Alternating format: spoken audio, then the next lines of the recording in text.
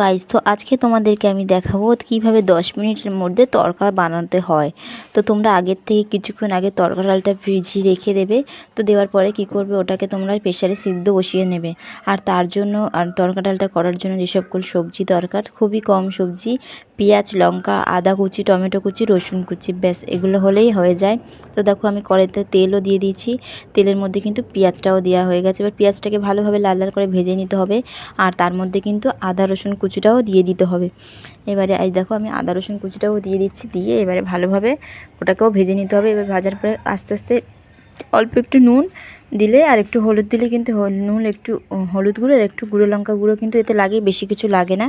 তো দিয়ে দেখো আমি টমেটোটাও দিয়ে দিলাম। তো এবারে সমস্ত কিছুকে ভালোভাবে ভেজে লাল লাল করে ভাজা হয়ে গেলেই কিন্তু আমাদের প্রায় অর্ধেক রান্নাটা হয়েই যায়। খুবই উপকরণ আর খুবই কম সময়ে তড়কা ডাল হয়েই যায়। তো আমরা যে কোন মানে সবসময় বানিয়ে বাড়িতে খেতেই পারি।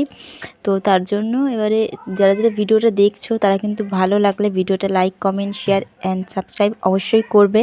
আর কমেন্টে জানাবে যে যারা যারা বাড়িতে করলে তো তাদের কেমন টেস্ট হয়েছে। তো আমাদের তো খুবই সুন্দর টেস্ট হয়েছিল। দেখো আমার তেলটা থেকে মানে টমেটোটা দেওয়ার পরে কত সুন্দর একটা কালার এসছে। তো এবারে আমি তড়কা ডালটা যেহেতু আমার সেদ্ধও হয়ে গেছে, এর মধ্যে আমি তড়কা ডাল যে সেদ্ধ বসিয়েছিলাম সেটাও আমি দিয়ে দিলাম।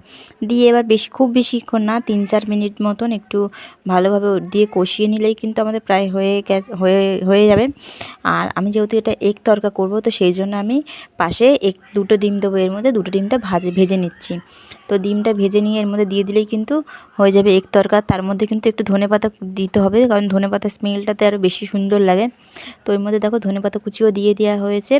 আর এবারে একে একে তড়কা একটা মশলা পাওয়া যায় যার দাম 5 টাকা, খুব বেশি না। তো এই মশলাটাতেই মেন হচ্ছে মানে তড়কা ডালের মেন সেন্টটা। তো যত সেন্ট এতে থাকে এটা দিয়ে দিলেই ব্যাস তড়কা ডালের সেন্ট বেরিয়ে গেল। আর একদম মানে এই যে ধোঁয়াটা উঠছে না, ধোঁয়ার সাথে কত সুন্দর সেন্ট উঠছে কি বলবো। আর এবারে দেখো ডিম ভাজাটাও দেওয়া হয়ে গেছে। তো আমাদের কমপ্লিট। তো চলো যারা যারা ভিডিওটা দেখছো সবাইকে টাটা, বাই বাই।